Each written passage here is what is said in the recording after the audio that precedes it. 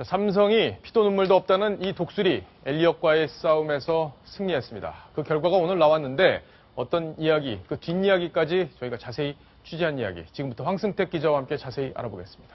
황승택 기자. 네. 자, 일단 그동안 뭐 양측이 총력전을 폈어요. 엘리엇도 그렇고 삼성도 그렇고 뭐 광고까지 하면서 지금 온 나라가 관심을 쏟았던 이 합병 이야기 오늘 결론이 난 거죠. 그렇습니다. 이제 여태까지는 양측이 정말 치열한 바깥에서 장외 설전을 벌인 거고요. 오늘은 복싱으로 치면 이제 본 경기가 열린 건데 생각보다는 좀 쉽게 승자가 좀 갈렸습니다. 그래요. 네. 자, 어떻게 결론이 났는지 정리를 해 주셔야 될 텐데 누가 삼성 편을 들었고 누가 엘리엇 편을 들었는지 궁금하네요. 네, 일단 기본적으로 삼성 같은 경우에 이제 국민연금을 비롯해서 우리나라 기관 투자가들이 많이 도와줄 것이고, 엘리엇은 같은 외국인 투자자들, 그리고 소액주주들이 많이 좀 도와줄 것이다, 이렇게 예상을 했는데, 뚜껑을 막상 열어보니, 외국인이든 소액 투자자든, 지금 엘리엇보다는 삼성 쪽에 손을 많이 들어줬습니다. 아, 그래요? 네. 그러니까 삼성그룹이 갖고 있는 13.9%의 주식, 이건 당연히 뭐 삼성 편을 들었을 테고, 이거 흑기사로 나선 분들이죠? 네. 예. 그리고 국민연금이 결정적으로 큰 힘이 됐네요. 네, 그렇습니다. 그래서 우호 지분은 42%입니다.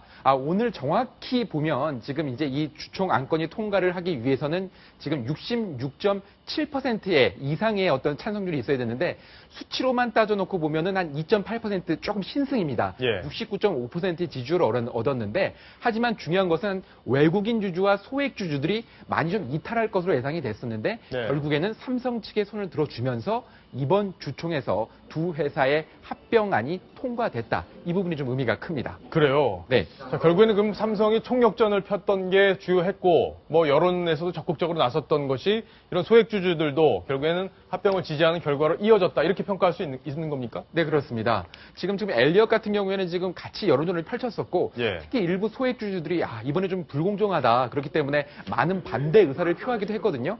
실제로 주총장 처음 시작될 때는 정말 이제 누가 이길 건지 주총장의 발언하는 분위기만 놓고 보면 알 수 없었습니다. 찬성하는 의견, 반대하는 의견 아주 팽팽히 맞섰거든요. 그래서 1시간 뒤에 투표가 시작이 됐고 집계를 하는데도 정말 뭐 오래 시간이 걸려서 이러다가 어떤 지금 우리 주총회에서 좀 특별한 일이 일어나는 것이 아닌가 했는데 막상 뚜껑을 열어보니 결과는 삼성의 완승이었습니다. 완승? 네. 예. 자, 근데 의외의 결과라고 봐야 될까요? 이게 근데 오늘 삼성물산에 좋은 일이 있었는데 주가가 보니까 10%나 폭락을 했어요. 네. 이 정도면 폭락 맞잖아요. 네, 그렇습니다. 왜 그런 거예요? 급락으로. 근데 이제 뭐 증시의 격언이 있는데요. 뭐 정보에 사서 그다음에 뉴스에 팔라는 그런 그 업계의 그 경우에 있습니다. 뭐냐면 삼성물산 같은 경우에 이제 엘리엇이 들어오면서 경영 분쟁이 일어날 수도 있다. 삼성물산의 주가가 더 뛸 수 있다. 이런 소식 때문에 약간 투기적인 수요가 있어서 주가가 많이 올랐었는데요. 그랬군요. 하지만 기본적으로 오늘 합병이 완수가 됐기 때문에 더 이상의 이제 앞으로는 주식이 더 클 수는 있지만 단기적으로는 그런 불확실성이 없어졌기 때문에 좀 삼성물산의 주가는 생각보다 많이 떨어졌습니다. 예. 자, 그렇다면 이번 이제 합병 작업이 결국에는 이제 이재용 부회장의 어떤 그 삼성을 지배하는 지배력을 강화하는 결과를 갖고 온다. 뭐 이런 평가들이 있었는데 지분 구조가 많이 변했습니까? 네, 그렇습니다. 이제 제일모직하고 삼성물산이 합병이 되면서 삼성물산이 되거든요. 근데 지분이 어떻게 좀 변하는지 살펴보도록 하겠습니다. 이건희 회장은 오히려 줄어들게 됩니다.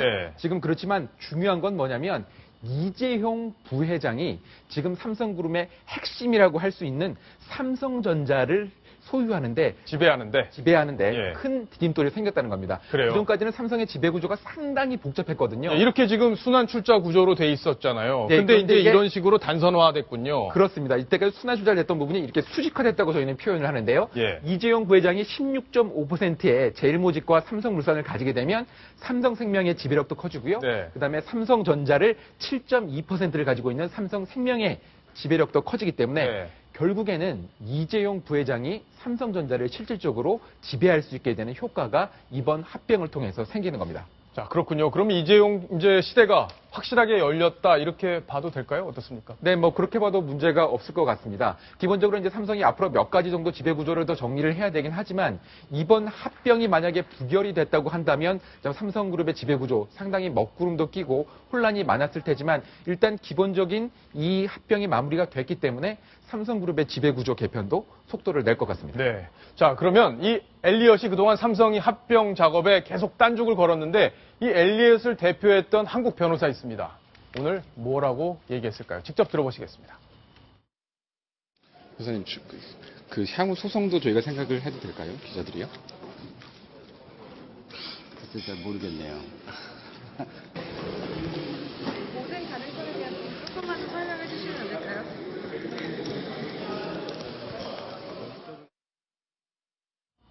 자, 저 장면을 지금 황스택 기자가 직접 찍어 갖고 왔는데, 네. 자, 김태현 변호사께 질문을 드려야 될 텐데, 지금 엘리엇을 대리했던 이 최영익 변호사, 어떤 분인지, 사실 이 엘리엇이라는 데가 완전 투기를 위해서 삼성을 압박했던 건데, 우리나라 변호사가 대리했다는 게 조금 의아하게 느껴지기도 합니다. 네, 일단 뭐 소개를 해드리면 김용준 전 헌재 소장의 사위죠. 예, 법무회 그렇군요. 대책사 대표고 예전에도 보면 삼성과 대립하는 해외 자본을 지분에 대해서 자문한 적이 있고 엘리엇의 풀싱어 회장과 10년 친분이 있다고 합니다.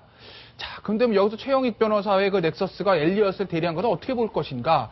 물론 한국에 들어오는 외국계 자본들도 변호사 조력을 받을 권리는 있습니다. 항상 한국 기업이 옳고 외국 자본이 틀린 것은 아니기 때문이죠. 근데 다만 이번 사안은 좀 사안이 틀립니다.